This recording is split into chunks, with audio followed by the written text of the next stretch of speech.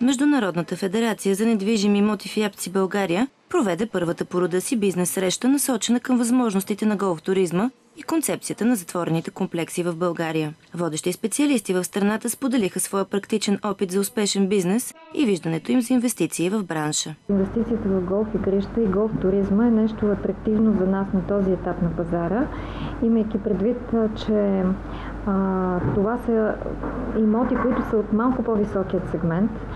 Можем спокойно да ги наречем луксозни имоти.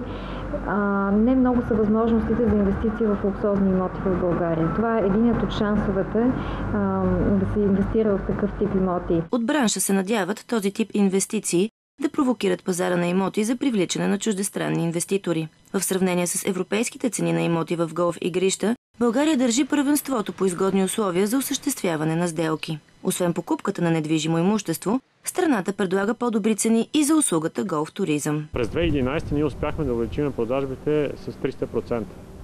Тоест 3 пъти имаме нарастване на броя на продажбите на имоти, като основният ни контингент, основните ни клиенти са от, както споменах и по-рано, от рускоязичните, рускоговорящи държави.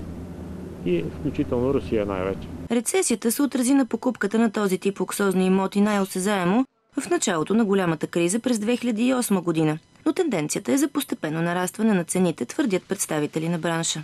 От бизнеса призовават държавата да помогне за развитието на сектора, като заложи солиден бюджет за промотиране на родните голф игрища по света.